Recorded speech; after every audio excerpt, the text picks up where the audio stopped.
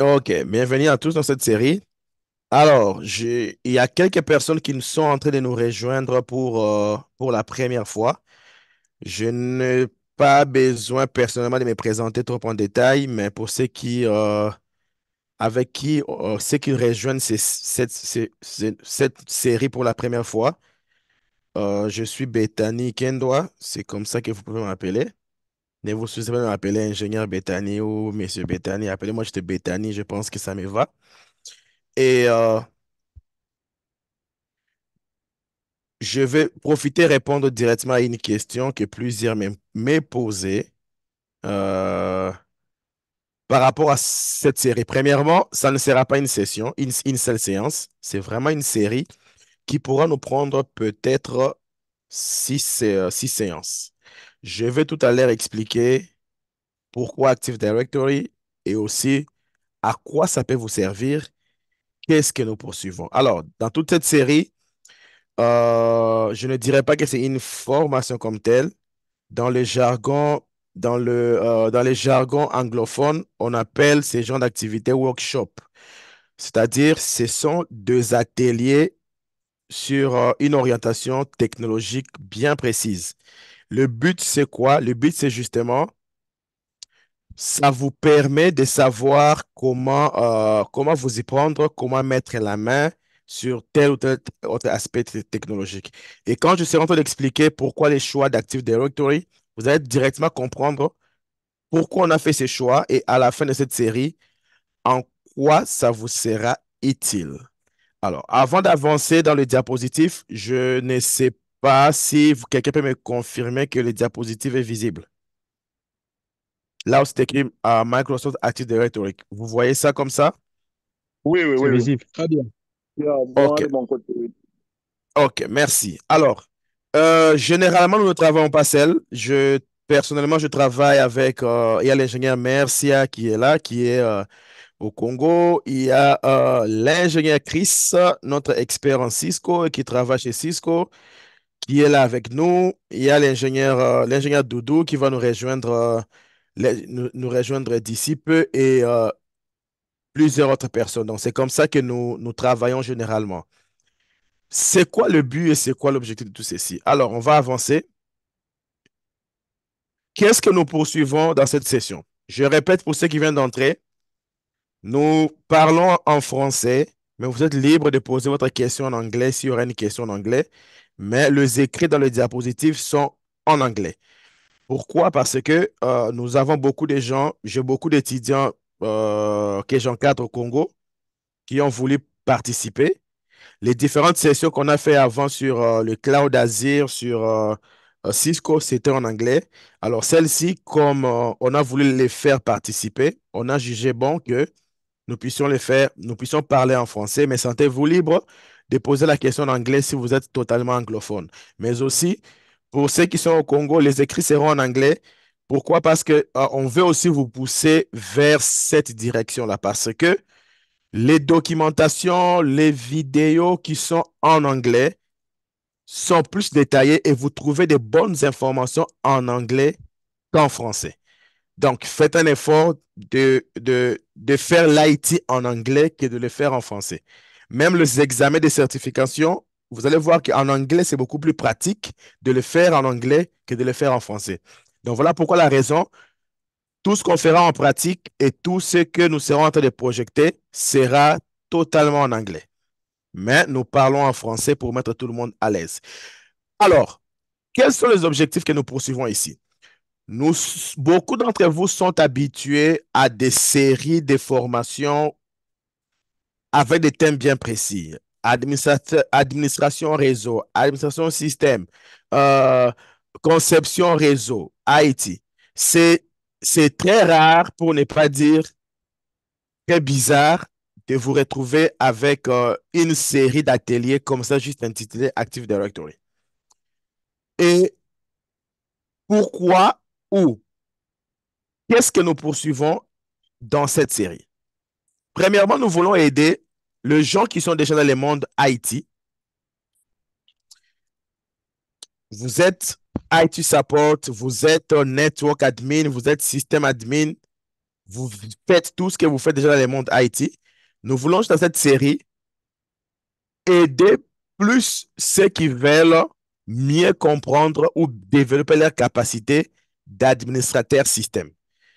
Vous devez comprendre, on a eu à faire une fois un atelier, je pourrais toujours partager le lien, où on parlait des orientations en IT, où on donnait la différence qu'il y a entre un administrateur réseau, administrateur système.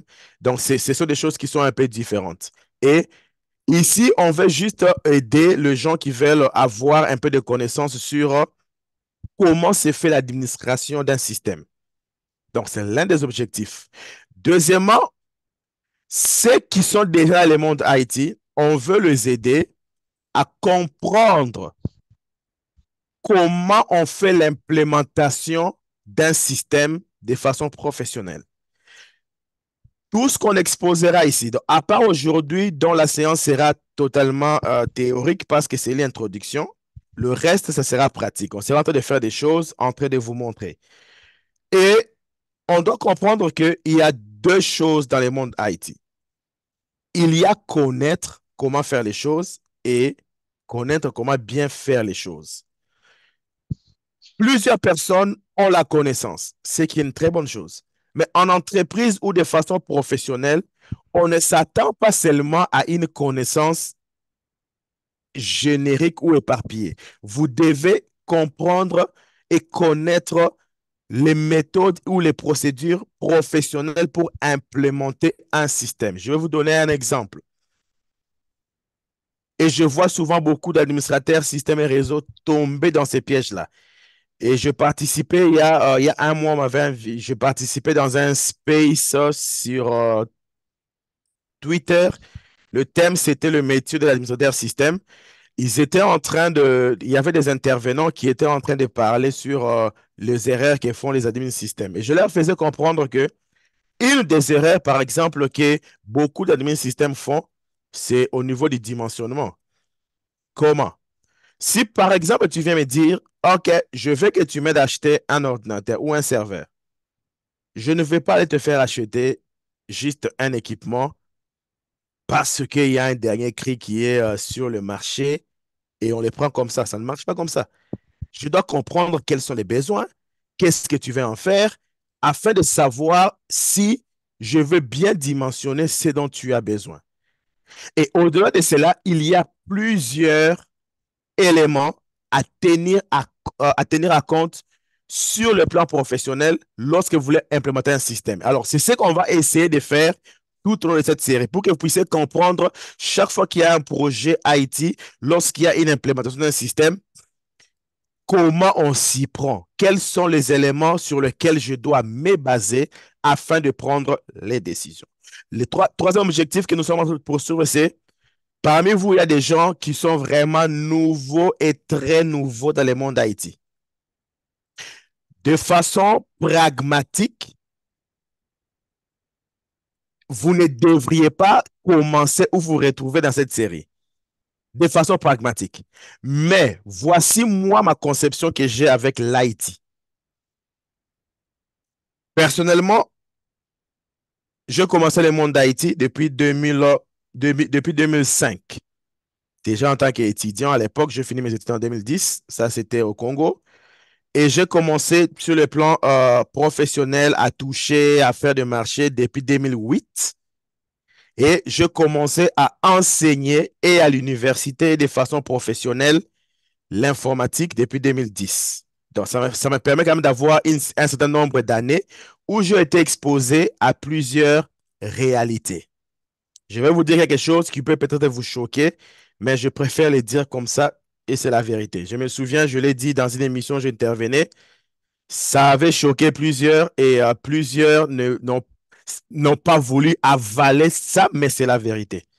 Personnellement, après avoir enseigné l'informatique à l'université pendant 2 années, je ne pense pas qu'il est important que quelqu'un puisse aller passer 3 ans ou 5 ans à l'université pour devenir soit ingénieur réseau, ingénieur système ou tout ceci. Je pense que si tu veux avoir un diplôme, oui, tu peux le faire. Mais si c'est juste pour avoir la connaissance, ça ne demande pas tout ce temps-là. Tout ce que ça demande, c'est juste c'est mettre dans le travail, avoir un bon coaching ou passer dans un bon centre de formation et dans peu de temps, vous allez mettre la main dans la pâte et vous allez décoller. Et je le vis comme ça. Et dans des pays comme les États-Unis ici, je suis passé par plusieurs entreprises. J'ai rarement vu de Haïti diplômés. Ils ont les diplômes d'État et puis ils avancent. Ils ne l'apprennent pas en informatique. Pourquoi je dis tout ceci? Je le dis juste pour vous qui êtes connectés et vous voulez vous lancer dans le monde Haïti. Tout ce que ça vous demande, c'est le sérieux dans le travail et la volonté d'apprendre, c'est tout, pas autre chose. Tout ce que ça vous demande, c'est ça, le sérieux dans le travail et la volonté d'apprendre. Toutes les personnes que moi j'ai encadrées ou que j'ai avoir qui se sont mis vraiment au travail finissent par avoir le résultat. Parfois, le problème que nous avons est que nous cherchons à avoir le résultat, parfois sans travail. Donc, pour vous qui êtes là pour la première fois dans le monde Haïti, ne soyez pas intimidés. Si vous vous mettez au travail, nous, on fera notre part, on va expliquer des choses, on va vous envoyer des vidéos et des liens dans les groupes. Ceux qui voudront se mettre au travail, ça ne traînera pas, vous aurez ces choses en main. C'est ça la réalité avec l'informatique. Pourquoi c'est comme ça? C'est déjà parce que la grande partie des personnes qui ont implémenté ou qui ont créé des technologies informatiques et même n'ont pas été dans l'école ou quoi que ce soit. Vous voyez? Et donc, je vous encourage à vous mettre au travail et ça va aller. Mais aussi, dernière étape, c'est donner cet espace de mastermind. Mastermind, ça veut dire quoi? Je ne me considère pas ici comme maître d'école ou, ou encore comme sur une chaire en train de prêcher l'évangile et tout. Vous devez juste dire Amen. Non. Je me dis, et ceux qui participent dans ces sessions savent que ça, c'est un espace d'échange entre nous, un espace d'échange entre nous. Je sais que parmi vous, il y a des gens qui ont déjà beaucoup d'expérience dans le monde d'Haïti. Et pourquoi c'est important? C'est important parce que vous allez commencer à voir dans les groupes, il y a d'autres personnes qui vont commencer à poser des questions. Je ne devrais pas être le seul à répondre à ces questions-là. Ceux qui connaissent, vous pouvez toujours répondre et aider aussi les autres. Il y aura d'autres qui pourront être bloqués dans la pratique dans tel ou tel autre aspect. Ceux qui connaissent, il n'y a pas de problème si vous pouvez vous connecter avec les uns ou les autres pour faire ces choses-là en pratique. C'est une bonne chose. Voilà pourquoi nous faisons ces choses. Parmi nous tous ici, la majorité sont congolais. Beaucoup me demandent, mais pourquoi tu fais ça? Oui, je me dis, c'est une de manière, non pas seulement pour moi, mais pour les autres ingénieurs, Merci, ingénieur Chris, ingénieur Doudou, tout le reste. C'est aussi une manière pour nous. On s'est dit, c'est comme ça que nous aussi, on peut juste contribuer dans la communauté, on peut contribuer dans la nation. Donc, c'est un peu ça. Alors, si quelqu'un a une question, n'importe quand, vous enlevez votre mute, vous posez votre question.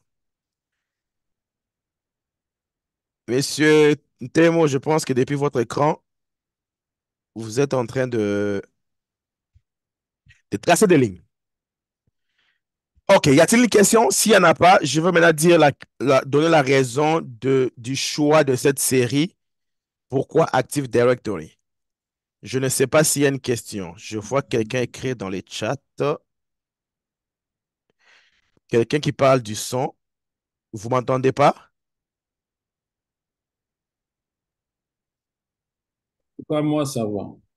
OK, Monsieur Temo, je pense qu'il y a un souci peut-être avec votre micro parce que je crois que tout le monde m'entend. OK, merci.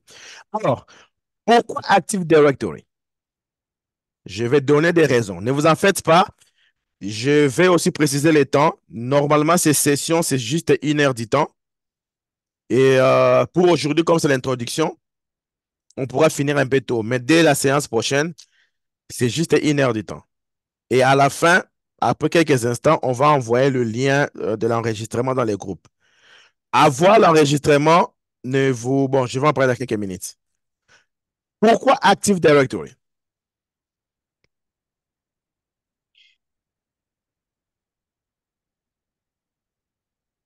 Microsoft, avec son système d'exploitation serveur, pour ceux qui ont commencé, qui sont dans le monde d'IT déjà depuis longtemps, vous allez savoir qu'il y avait Windows NT, il y avait 2003 serveurs, 2008, 2012, 2016, 2019, on est à 2022. Dans tous ces systèmes serveurs, vous allez voir qu'il y a plusieurs rôles ou services que Microsoft met à votre disposition. Et on ne pouvait pas, si on devait faire une formation d'administration système Windows, on devrait aller parcourir tous ces différents rôles et vous apprendre comment déployer les rôles les uns après les autres. Mais seulement, comme ça, c'est juste des sessions d'échange et des ateliers, on a jugé bon de prendre un rôle qu'on va vous apprendre un peu en détail, mais lorsque vous vous mettez au travail et que vous comprenez comment déployer ces rôles, comment ils fonctionnent, de par vous-même, vous aurez la possibilité de gérer et de déployer tous les autres rôles. Et cela, en fin de compte, va vous donner déjà une bonne mainmise en tant qu'administrateur système Windows. Alors, c'est ça le premier objectif qui nous a poussé à aller avec Active Directory. Deuxième chose, aujourd'hui, il y a une question liée à la sécurité. Et voilà pourquoi on vous parlera toujours, les gens vous parleront de cyber security, les gens vous parleront euh, de tout ce qui a trait à la sécurité et autres. La sécurité étant vaste, tout informaticien, quel que soit le niveau, est obligé de comprendre et de maîtriser les aspects liés à la sécurité. Et surtout l'administrateur système et réseau. Le choix d'Active Directory vous aidera aussi. On l'a choisi pourquoi? Parce que en faisant Active Directory, vous allez comprendre quels sont les mécanismes pour faire le système hardening. C'est quoi le système hardening? C'est juste les mécanismes qui vous permettent de verrouiller votre système afin qu'il puisse répondre aux exigences liées à la sécurité informatique. Troisièmement, Active Directory, lorsqu'on veut parler du service d'annuaire qui est LDAP, les gens parlent plus d'Active Directory. Et certaines personnes confondent même LDAP à Active Directory. LDAP, c'est le protocole. LDAP, c'est le protocole qui fait l'annuaire. Et Active Directory, c'est LDAP pour Windows. Ça ne veut pas dire que l'unique LDAP qui existe, c'est Active Directory. Non, Active Directory, c'est LDAP dans le monde Windows. Et il est le plus utilisé dans ces domaines-là. Voilà pourquoi les gens parlent beaucoup plus juste d'Active Directory. Ça, c'est l'une des raisons pourquoi on va dans cette direction. Mais enfin, Active Directory, c'est la solution la plus utilisée pour le SSO. Quelqu'un a une idée sur ce que c'est le SSO? D'abord, c'est l'acronyme de quoi et puis à quoi ça sert? Quelqu'un a une idée? Celui qui a une idée peut juste enlever son mute.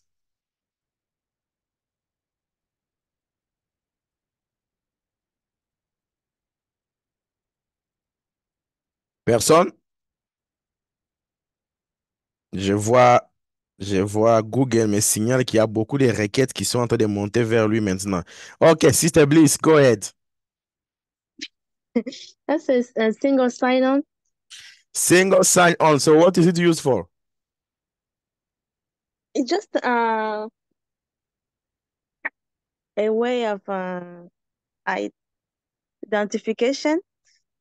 I mean, Yeah, authentication. I mean, yeah. yes, that's a way of authentication. Thank you so much. Yeah. Alors, singles, SSO, c'est le single sign-on. Aujourd'hui, surtout pour ceux qui sont ici aux États-Unis, je pense que la majorité d'entre vous, si je vous demandais, vous avez combien de comptes, d'autres vont même me dire vous avez 10. tous les comptes bancaires que vous avez des logins pour aller là-bas.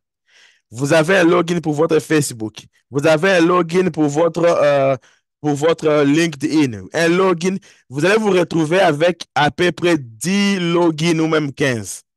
Et en fin de compte, malheureusement, beaucoup d'entre vous utilisent les mêmes mots de passe pour tous ces systèmes.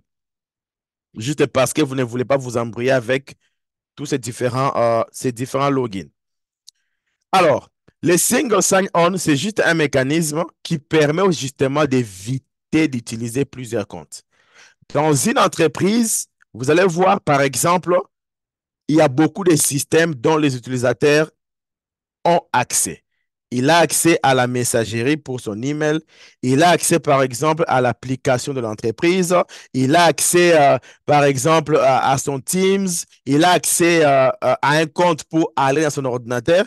Ça fait que si dans l'entreprise, un utilisateur doit avoir 5 ou 10 comptes pour commencer à accéder à tous ces systèmes-là, ça sera lui embrayé. Alors, le single sign-on, ça veut dire quoi? C'est juste un mécanisme qui permet à ce que un seul compte utilisateur soit utilisé pour tout le système. Vous allez voir aujourd'hui, même plusieurs websites font la même chose. Vous allez voir que vous avez, par exemple, vous voulez, vous voulez créer un compte dans une application, que ce soit Facebook, que ce soit LinkedIn, Twitter ou encore même une application d'un système. On vous fait une proposition disant vous connectez avec Google ou login with Google. Ça veut dire quoi? Il va juste utiliser votre compte Google qui existe déjà afin de se connecter dans l'application. C'est ce système-là qui s'appelle Single Sign-On. Maintenant, en entreprise, les gens se rabattent sur Active Directory pour faire la même chose. L'entreprise peut avoir 10 applications, 20 applications, au lieu que les employés puissent avoir 20 comptes pour chaque système ou chaque application, ils ont juste leur compte Active Directory. C'est ces mêmes comptes-là qui leur permet de s'authentifier dans tous les différents systèmes. Et Active Directory joue un grand rôle dans ce sens-là. Je ne sais pas si c'est bon ou s'il y a une question. C'est juste l'introduction. Comme j'ai dit, toutes les séances qui restent seront très pratiques. C'est bon pour le moment, hein. Ok, j'espère que ça sera toujours bon. Bon, ça a toujours été bon. Et à titre de rappel, le gens qu'on a fait entrer dans les groupes juste cette semaine, dans le groupe IT Community, ingénieur Merz, vous pouvez m'aider. Est-ce que vous avez accès aux messages précédents dans le groupe? Non, non, il n'y a pas d'historique. Ok, on a eu à faire des sessions sur Cisco avec l'ingénieur Chris, qui est ingénieur chez Cisco. On a eu à faire des sessions Azure. On a eu même à faire Active Directory en ligne avec euh, la sœur Bliss, qui a répondu à quelques minutes ici. Alors, je veux faire quand même un travail de retrouver les différentes vidéos, si ça sera possible. Et après, on va les reposter par session. Comme ça, le reste qui nous ont rejoints juste après, si vous serez intéressé, vous pourrez remonter sur ces différentes vidéos. Ça va vous aider aussi. Maintenant, voici. On avance. Qu'est-ce que nous attendons de vous? OK? Souffrez que je stoppe un peu le partage et je reprenne juste pour supprimer le trace qu'il y a dessus.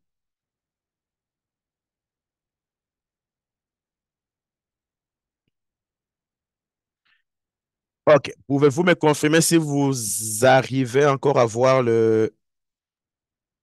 Si, si. OK, merci beaucoup. Alors, qu'est-ce que nous, on s'attend de vous durant ces différentes sessions?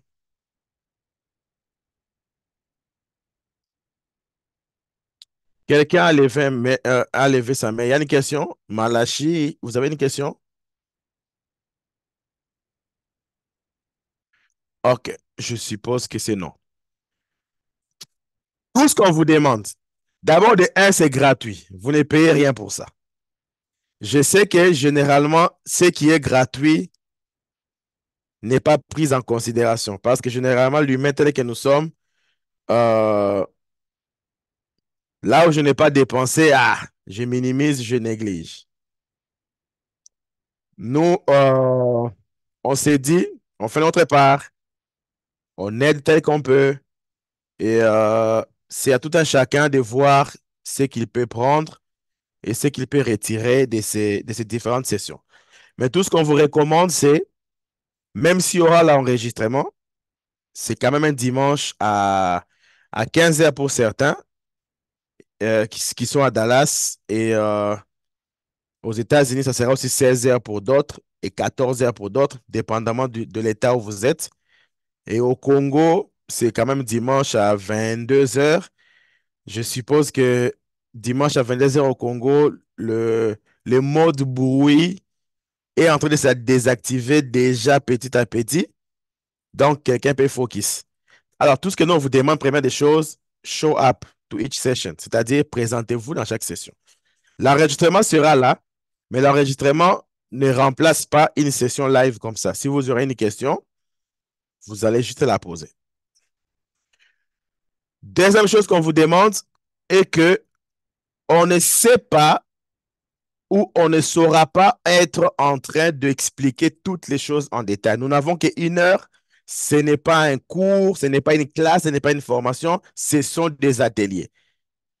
Alors, on va commencer à partager des liens, des articles et des vidéos, un peu synthèse pour que vous puissiez juste suivre et comprendre de quoi il s'agit, afin d'aller un peu approfondir sur ce que tout ce qu'on sera en train de dire. Alors, c'est à vous de vous discipliner pour commencer à suivre ces vidéos-là et lire ces cours-là. Si vous ne les faites pas, ce n'est pas un problème. Il n'y a personne pour vous donner zéro ici et il n'y a personne pour vous fouetter par rapport à ça. Encore, nous, on fait juste ce qu'on peut faire. Troisièmement, on va commencer quand même à vous proposer des labs à faire parce que tout va reposer sur des labs et ces histoires d'Haïti, vous les maîtrisez mieux lorsque vous les faites en pratique. Ça n'a jamais été difficile, surtout avec le monde d'aujourd'hui, où vous pouvez avoir des vidéos où les étapes sont très claires. Vous suivez juste les étapes pour reproduire et dupliquer la même chose. Moi, j'ai toujours dit que je ne vois pas comment aujourd'hui quelqu'un peut ne pas maîtriser ces choses. Parce que moi, je me souviens vers 2005, lorsque nous, on a commencé à apprendre l'informatique avec l'ingénieur Doudou et les autres, je me souviens, d'abord, à l'université, on étudiait, on nous enseignait ces choses au tableau. On- le réseau, c'était au tableau. Les professeurs dessinaient un ordinateur A, un ordinateur B, il met un switch, et puis vous faites les pings sur les tableaux. Donc, le signal quitte l'autre ordinateur, ça vient sur l'autre. On apprenait tout au tableau. Je me souviens, on a étudié dans une salle en 2006. La salle où on était à peu près 50 élèves. Il n'y avait qu'une seule personne qui avait un laptop. C'était une dame, son mari travaillait dans les Nations Unies. Et lorsqu'elle mettait ce laptop-là, on se réunissait autour du laptop comme des petits fourmis pour profiter de la pratique. C'est comme ça que nous, on a appris l'IT. Ça ne nous a pas empêché, lorsqu'on est arrivé ici aux États-Unis, par exemple, de percer dans n'importe quelle entreprise qu'on pouvait. Donc, c'est juste pour dire quoi? Un minimum de volonté suffit. Nous, on n'avait pas Internet. On devait aller prendre l'abonnement dans une bibliothèque qui s'appelait CD Cirque. Quand tu as l'abonnement annuel, on te donne une heure d'Internet par jour. Et c'est comme ça que nous, on profitait pour aller quand même faire la pratique. Mais aujourd'hui, vous avez Internet, vous avez accès au matériel. Donc, il est très facile pour vous de maîtriser ces choses. Je vois quelqu'un dire que, oyo eza bamasolo ya bapapa kala nyonso bando bisaka bana na bango biso to bando kotanga ezalaka boye ezalaka boye. Non, ce n'est pas ça. Je vous dis des choses qui sont vraies. Vous avez l'opportunité de bien maîtriser, de bien cerner ces choses. Alors, Faire le lab, voici ce que ça demandera. Je sais que ça sera un peu difficile pour certaines personnes d'entre vous d'avoir ça, mais une personne qui veut avoir, sur le plan physique, si vous aurez 3 ordinateurs, ça va vous aider de faire tout le lab que nous ferons. Mais si vous ne pouvez pas avoir 3 ordinateurs physiques, mais vous avez un ordinateur qui a par exemple déjà 16 gigas de RAM, 8, ça sera un peu difficile, 8 ou 16, et que vous pouvez faire la virtualisation pour créer des ordinateurs virtuels, ça vous aidera à faire tous les labs que vous voulez. Ou encore, quand on va vous envoyer les vidéos qu'on avait à faire sur Azure, si vous avez une carte de crédit, vous pouvez encore ou créer un compte Azure. Ça va vous donner un mois. Et durant ces un mois, vous pouvez créer toutes ces machines et faire toutes les pratiques que vous voulez. C'est aussi une option. Je pouvais mettre, personnellement, je pouvais mettre certains de nos serveurs en ligne pour ceux qui voudraient faire la pratique. Mais seulement, nous sommes en train d'envoyer la grande partie de ces serveurs-là au Congo pour un projet qu'on partagera d'ici là. Donc ici, je n'ai qu'un seul serveur et il sera très difficile de les mettre en ligne pour tout le monde. Alors, dernière chose qu'on s'attend de vous, juste d'avoir la volonté d'apprendre. C'est tout. Dès que vous avez ces éléments, c'est bon pour vous. OK, quelqu'un a une question? Il nous reste 2 slides. On va finir un peu tôt aujourd'hui, comme c'est l'introduction. Quelqu'un a une question? Hello, Papa Midan. Oui, allez-y. C'est qui? I have a question. So, Mr. so I Bebeto, wanna yeah, know. Engineer Bebeto, go ahead. Yes, I wanna know about the. I don't know if it's the training. I have to call it training or workshop. I wanna know Uh-huh. how long is gonna be. Like, is gonna be every Sunday for like 2 months or 1 month or something like that. Okay, And fine. yes, Yeah, go ahead. Keep going. yeah. Also, I wanna know about the lab. So it's gonna be like we're gonna have like on training lab, or it's gonna be like on training lab plus you're gonna give like let's say homework and assessment, like we're gonna work on it like on group, or it's gonna be like each person can do his own lab and then we're gonna try to talk about it on the class or something like that. Yeah, so, okay, the first question I will answer in a few minutes here because I'm going to share the agenda. From Okay, the okay. agenda, you guys will understand how many sessions we'll have. Now, for the other question, the lab, I will be showing how to do things. So I'll be sharing my Oh, okay. screen, do stuff in the Okay, practice. okay. At the end of the session, I will send a lab you guys can now try to do on your own. So Okay, if nice. you Yeah. you find some people you can partner with, that's an option. You can try to work with them. I know someone like Papa Teddy used to work a lot with other people. So you can partner with someone and try to duplicate or do the same thing in practice. Okay, that But makes during the sense. Yeah. session, we'll be doing the same thing. Okay. Okay, thank you, Papa. OK, thank you. Jean-Marc, allez-y. Je vois que vous levez votre main. Allez-y, posez la question. Oui, en fait, c'est juste une préoccupation en ce qui concerne le lab de Azure. Je ne sais pas si, bon, à l'heure actuelle, si Azure permet aussi qu'on ait de compte ici au Congo. Parce que moi, la dernière fois que j'avais essayé, il fallait passer par une personne à l'étranger. Donc, je ne sais pas si actuellement, on peut avoir aussi des comptes comme avec Amazon. Justement, oui, Azure, à l'époque, ça ne permettait pas que le Congo soit listé. Je n'ai pas encore checké Azure, mais au moins, j'étais en train de discuter avec quelqu'un au Congo qui devrait ouvrir un tenant O365. Oui, donc ça va passer avec Azure. J'avais vu le Congo. Enfin, le Congo est listé. Vraiment, il est listé. Je vais voir quand on finit. Ici, si on finit quelques minutes avant le temps, je vais me connecter rapidement pour voir. Mais la dernière fois que j'ai eu à faire ça, le Congo était listé. Ah, ok, ça va, merci. Ouais, Oui. le Congo était listé. Tout ce que ça va vous demander, c'est d'avoir un numéro de téléphone du Congo et puis une carte de crédit. On ne va pas vous charger, à moins que vous puissiez couper votre compte juste après un mois. Si vous dépassez les un mois, c'est là qu'on va retirer quelque chose dans votre carte. Ok. Une autre question? OK, alors s'il n'y en a pas, voici. Ça nous approche dans l'introduction pour comprendre la raison de Active Directory et après on va cheater. Vous devez comprendre qu'en informatique, l'informatique est arrivée et l'informatique a apporté beaucoup de changements.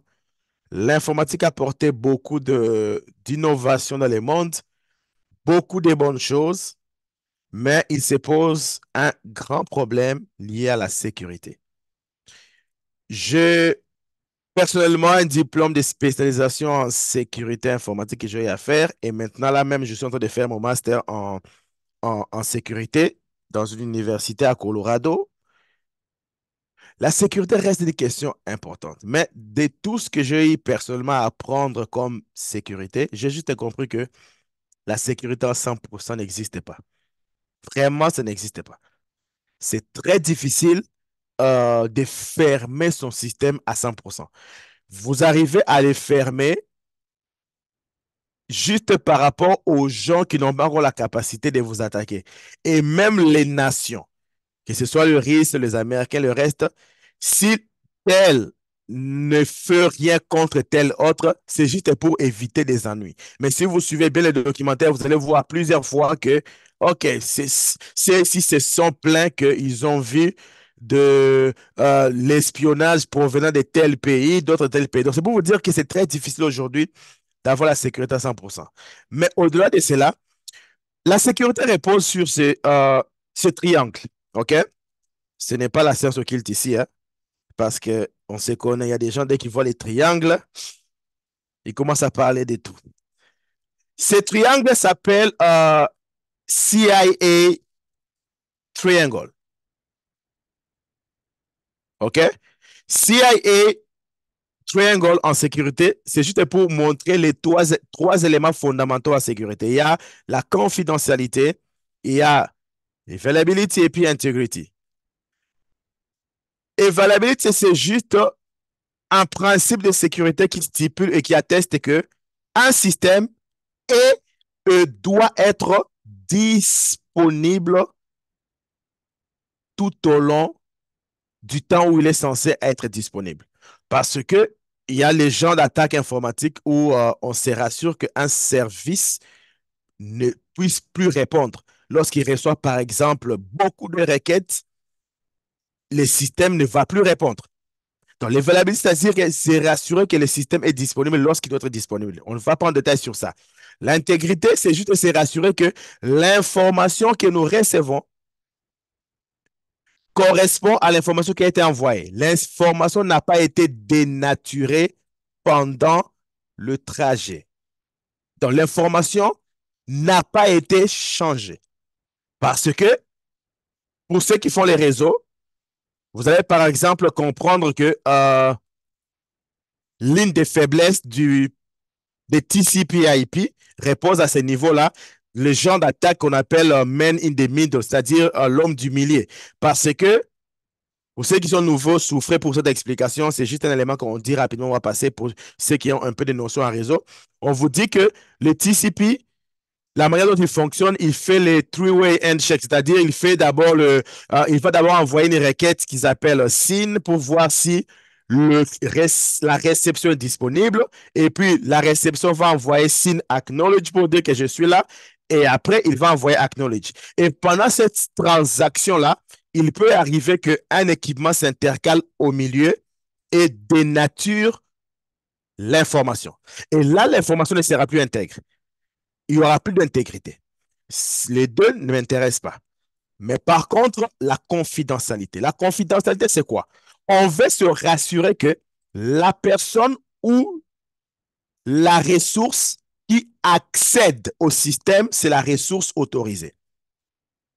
La personne ou la ressource qui accède à un système et la personne ou la ressource autorisée. Voilà pourquoi, dans la confidentialité, vous avez des éléments comme autorisation et authentification. Et ces deux éléments sont gérés par Active Directory. Active Directory se rassure que l'autorisation et l'authentification d'un système s'est fait tel qu'est prévu. Alors, voilà pourquoi Active Directory aujourd'hui est très important, même en termes ou en matière de sécurité, parce qu'il est en train de répondre à ces éléments qui sont au niveau de la confidentialité. Maintenant, voici. Avec l'authentification ou encore l'autorisation, au début, ça reposait sur juste les mots de passe. On pouvait se dire, OK, la personne qui a le compte et les mots de passe, donc c'est la personne autorisée. Je prends le cas de l'ingénieur Enoch qui vient de se connecter. L'ingénieur Enoch, il peut avoir son compte et Bwimpe pour dire Enoch Bwimpe et il a son mot de passe. Prenons par exemple Kinshasa 2024 avec K majuscule et puis un point d'exclamation à la fin. Chaque fois que le système voit ces mots de passe-là, on se dit, OK, c'est l'ingénieur Bwimpe qui s'est connecté. Mais maintenant, si l'ingénieur Bwimpe avait écrit son mot de passe et son code sur un papier et moi, je tombe sur ça, je me connecte avec le système, au système avec ses codes et ses mots de passe-là, le système va toujours croire que c'est l'ingénieur Bwimpe. Oui, c'est son compte et son mot de passe, mais physiquement, ce n'est pas lui.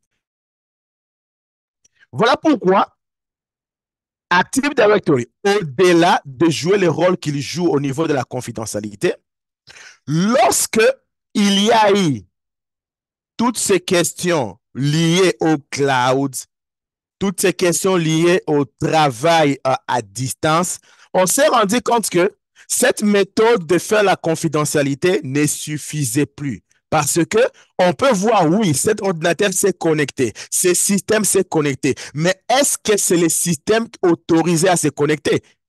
Alors, la sécurité a migré vers un nouveau modèle, le modèle qu'on appelle Zero Trust Model. Zero Trust Model. D'autres l'appellent Zero Trust Security. Qu'est-ce que veut dire ce modèle? C'est juste un modèle où on se dit, OK, on ne fait confiance à personne et à aucun système. Tu mets les mots de passe, tu mets les comptes, oui, mais rien ne nous rassure que c'est toi. Et on a ajouté plusieurs couches d'authentification ou encore d'autorisation avant d'accéder au système.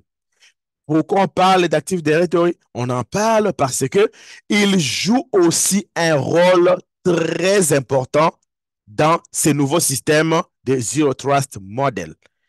Vous allez voir que lorsqu'on va remonter du côté, on va arriver du côté, du côté déjà on-prem, c'est-à-dire du côté Active Directory local, vous allez voir, on parlera un peu de GPO et de gestion de comptes utilisateurs et groupes. Mais lorsqu'on sera du côté Azure, on parlera un peu de Microsoft Infra qu'on a à faire dans la session de cloud, mais aussi on parlera un peu de MDM, Mobile Device Management, qui s'appelait avant Intune. Vous voyez? Pourquoi? Parce que ce sont des éléments juste que Active Directory a mis en place juste pour répondre à cette question liée à la sécurité et cette question liée au Zero Trust Model.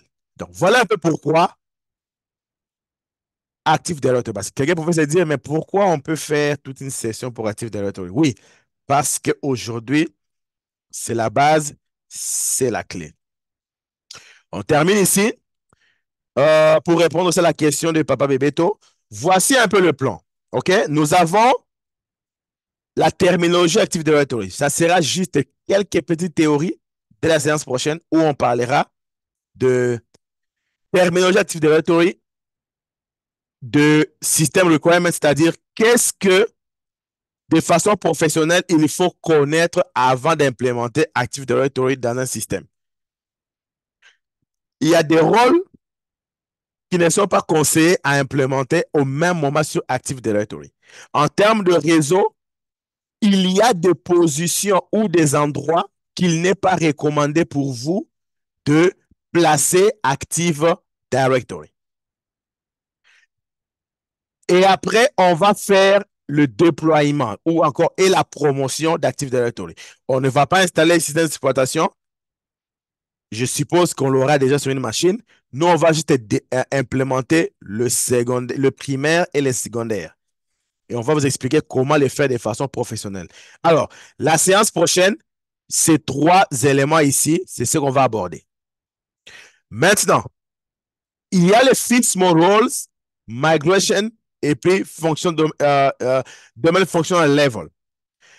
Beaucoup de gens implémentent Active Directory, mais n'ont pas de notion sur les fixed roles, alors que c'est la clé. Pourquoi? Parce que si vous ne comprenez pas la notion de fixed role et vous ne comprenez pas comment le migrer, dans une entreprise, si Active Directory ou votre serveur Active Directory tombe et que vous n'avez pas compris ce domaine, je vous assure que vous allez passer en tant qu'ingénieur de très mauvais quarts d'heure. Comprenez déjà qu'on a parlé de single sign-on, ça veut dire que personne ne sera à mesure de s'authentifier dans le système. Toutes les applications risqueront de ne plus fonctionner parce que de façon professionnelle en entreprise, il y a ce qu'on appelle des service accounts. Les service accounts, c'est quoi? Ce sont des comptes qui sont faits pour le système. Par exemple, pour les gens qui scannent sur l'imprimante et puis ça va directement sur le email. Il faut un service account pour ça. Les applications pour faire l'automation des tâches, il faut un service account. Tout cela sera bloqué. Donc voilà pourquoi on parlera de Fixed-Role et puis comment migrer les contrôles de domaine autres.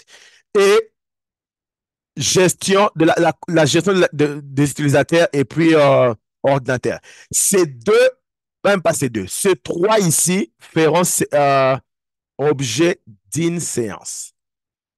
Donc, ça nous fait déjà 2 séances.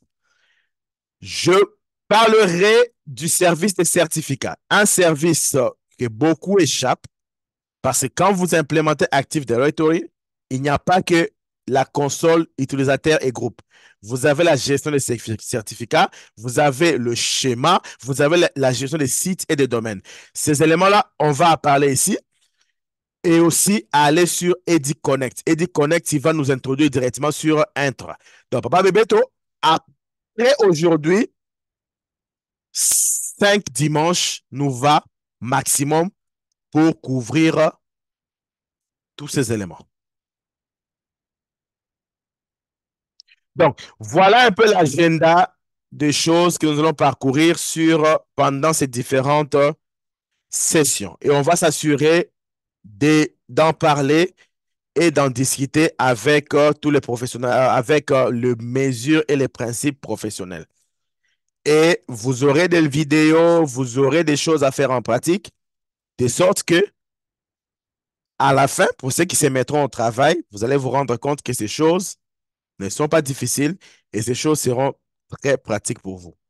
Alors, il y a quelqu'un qui posait une question. Oui, monsieur Jean-Marc, allez-y, vous pouvez poser votre question. Bon, je veux savoir la dernière ligne, la MDM, ça veut dire?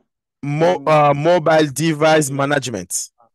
Ah, On ok. appelait ça, enfin, Intune. Intune, c'est les MDM pour Microsoft. Aujourd'hui, il y a beaucoup de solutions qui font le MDM. Le MDM, c'est quoi? On va en parler en détail, mais juste pour un peu aider à ta question. Aujourd'hui, avec la possibilité de travailler à la maison ou autre, vous allez voir tout le monde dans une entreprise, pour ceux qui sont déjà IT, même pour vous qui travaillez dans les entreprises, vous allez voir que beaucoup de personnes veulent, par exemple, avoir l'email du travail ou encore la messagerie du travail dans leur téléphone privé. C'est bien, mais il y a beaucoup d'entreprises par rapport non pas seulement à la sécurité, mais à la conformité, où on vous dit, par exemple, si un équipement qui contenait les données médicales, par exemple, est perdu, il faut automatiquement supprimer et détruire cela. Ceux qui ont beaucoup de smartphones déjà évolués, tous ces smartphones vous donnent la possibilité que si votre téléphone est par exemple volé, vous pouvez à distance supprimer les données pour protéger. Mais maintenant, en entreprise, comment vous faites? Si c'est le téléphone de l'entreprise, c'est bon. Quand c'est perdu ou c'est volé, l'entreprise peut détruire les documents qui étaient à l'intérieur. Mais si ce n'est pas le téléphone de l'entreprise, c'est votre téléphone personnel ou votre ordinateur personnel que vous utilisiez aussi pour l'entreprise, il y a vos données personnelles et les données de l'entreprise. Ça devient compliqué. Alors voilà pourquoi le MDM, premièrement, permet la gestion des périphériques mobiles parce que dans la suite, vous allez comprendre avec moi que Active Directory vous permettait de gérer les ordinateurs de l'entreprise. Maintenant, aujourd'hui, le fait que l'ordinateur, ce n'est plus seulement les desktops et les laptops en entreprise, les gens ont des tablettes, les gens ont des téléphones. La gestion de ces périphériques doit se faire de façon différente. Voilà pourquoi vous avez le MDM, les Mobile Device Management. Ou lorsque vous avez votre équipement personnel, il y a un principe en sécurité qu'on appelle BYOD pour dire Bring Your Own Device, c'est-à-dire vous utilisez votre équipement personnel pour le service de l'entreprise. Et l'entreprise peut s'assurer de gérer ses données personnelles dans votre téléphone, mais ne pas toucher vos données privées. On va en parler lorsqu'on sera du côté cloud. J'ai une question, C'est qui? Aïssa. OK, Raissa, go ahead.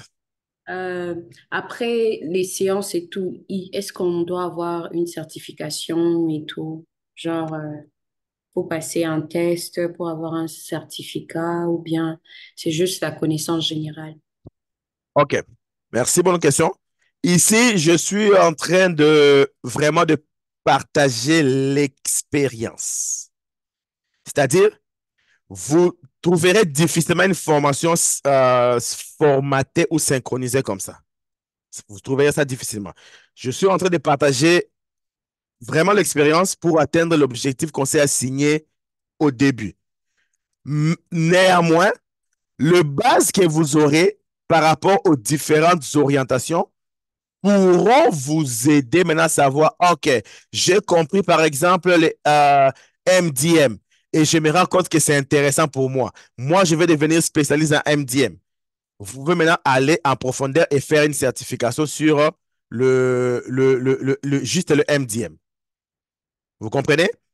Donc, on va toucher beaucoup d'éléments de façon générale, mais en fin de compte, si vous voulez une certification, ça sera à vous d'aller dans cette direction-là, de ce que vous avez estimé vouloir suivre.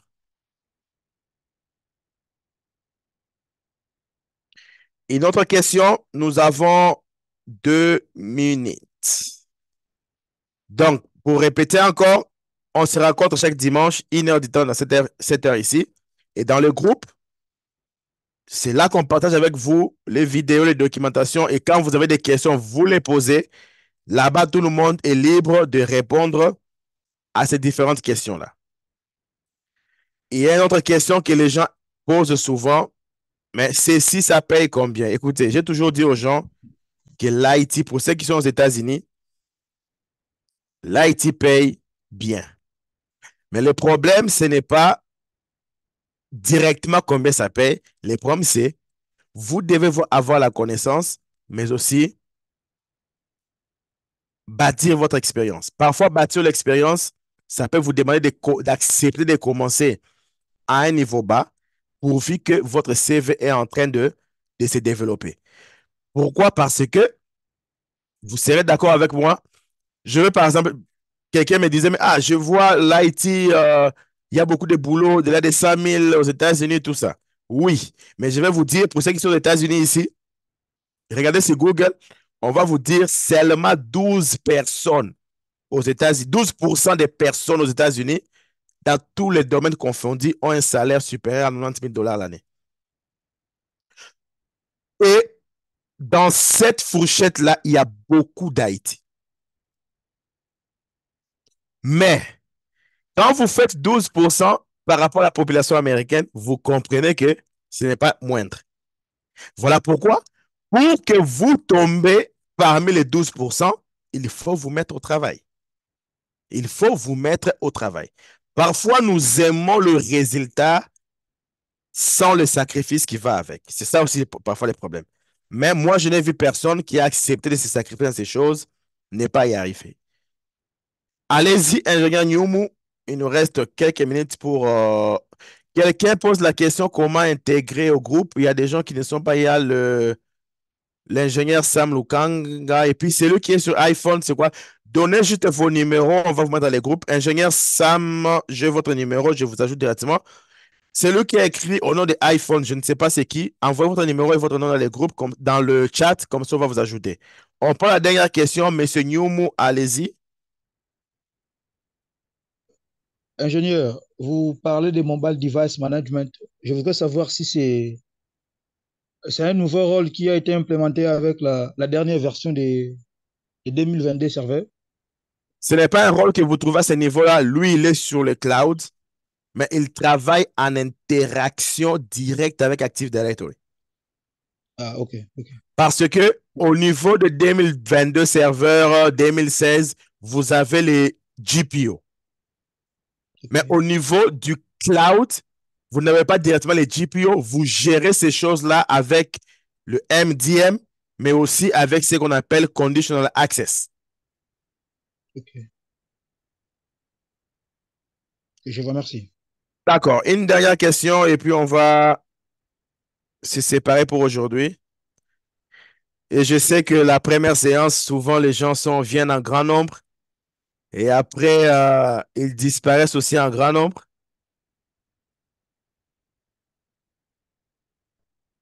Allez-y, monsieur Alder. Ouais, merci pour la parole.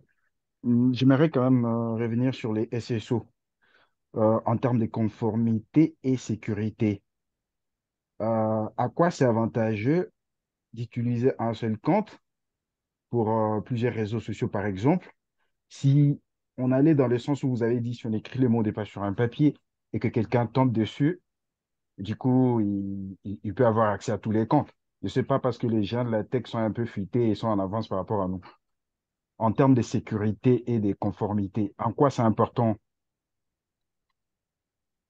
OK. Bon, on a pris une question. Il est 17h, 23h à Kin. Est-ce qu'ils ont répondu à cette question? Et puis on va prendre une dernière et puis on va vous libérer. Monsieur Elder, le réseau social et le reste, c'est juste un exemple que je vous ai donné. Moi, personnellement, je ne trouve pas ça conseillé d'utiliser par exemple votre compte Google dans tous les différents comptes qu'on vous demande là, login of Google, ainsi de suite. Si vous avez confiance à l'application ou au site, vous pouvez le faire. Mais si vous n'avez pas confiance, je ne conseille pas vraiment. Mais en entreprise, c'est avantageux. Pourquoi? Parce que, bon, ici en Amérique, il y a un terme, je ne sais pas pourquoi ils appellent ça comme ça. Lorsque quelqu'un n'est pas bon en informatique, les employés, hein, lorsqu'un employé n'est pas très bon en informatique, on l'appelle grand-mère. Bon, juste pour dire que anciennes personnes qui ne sont pas appliquées à la technologie. Alors, imaginez-vous un financier, HR, vous lui donnez. Je travaillais chez Expedia à un moment comme IT Support. Quand je suis arrivé aux États-Unis ici, une année après, j'avais à peu près 20 comptes avec 20 mots de passe.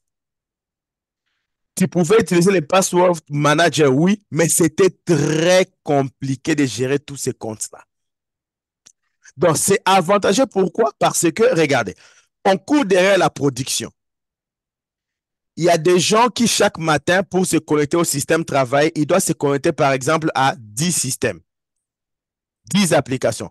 Et si déjà les comptes vont commencer à l'embrouiller parce qu'il a 10 comptes, il peut perdre 1 heure ou 1h30 juste pour se connecter. Et quand il a un problème de mot de passe, il doit appeler les supports. Si les supports, il y a plusieurs personnes qui appellent, c'est un retard dans la production.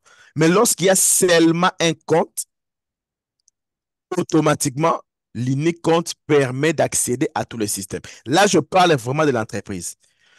Certes, oui, lorsque l'unique compte est piraté, on aura accès à tous les autres comptes, mais lorsque c'est dans l'entreprise et que celui qui gère le système s'y connaît en sécurité, on sait facilement traquer où est-ce que ça a été connecté et dans quel système. On peut facilement bloquer un compte pour qu'il ne se connecte pas depuis n'importe quel système et autre. Aujourd'hui, c'est une parenthèse. Avec le cloud Microsoft, par exemple, ils utilisent une solution d'intelligence artificielle. La licence coûte un peu cher, mais qui étudie les habitudes? Beaucoup d'entreprises appliquent ça pour les autorités. Par exemple, votre CEO, votre, je ne sais pas, directeur financier, vous faites quoi? Vous appliquez cette licence-là. Ça va commencer à étudier ses habitudes. Le système sera que lui, voici comment il écrit ses emails. Lui, il se connecte souvent à telle heure. Ça comprend ses habitudes. De sorte que si quelqu'un d'autre fait quelque chose qui ne correspond pas à ces habitudes-là, automatiquement, le système va flaguer pour dire que vérifier, il peut y avoir piratage. Donc, il y a moyen de contrôler les accès aujourd'hui facilement. Mais il est avantageux d'avoir un compte qui est plusieurs. Alors, ingénieur, merci, allez-y. Je crois que c'est la dernière question. On prend aux dernières interventions. Ingénieur, merci, allez-y.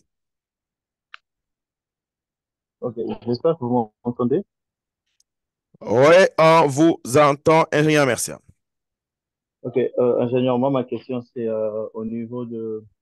J'ai vu le Caneva pour l'Active Directory, mais je voudrais au fait comprendre où est-ce qu'il serait possible à un moment, pendant les séances, de faire un petit rapprochement entre le IAM, Identity Access Management, Manager, et Active Directory. Parce que quand on est sur le cloud, c'est plus le IAM qui est mis en avant, plutôt que l'Active Directory. Donc, ça sera ça ma question.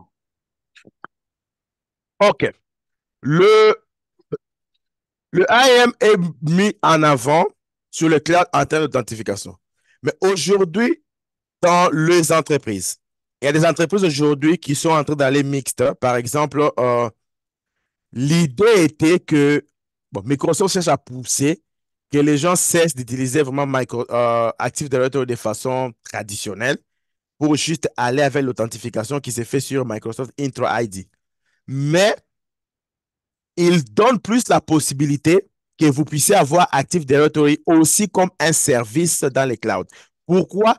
Juste à cause des développeurs, du développement. Beaucoup d'applications n'ont pas encore pu migrer vers les solutions d'authentification cloud à 100%. Et voilà pourquoi Microsoft, le même Active Directory que nous avons ici en local, il vous les laisse aussi sur le cloud. Et c'est toujours important, beaucoup plus du côté applicatif. Voilà pourquoi ça continue à être là. Mais on va faire mention de cela sans vraiment aller trop en détail sur ça.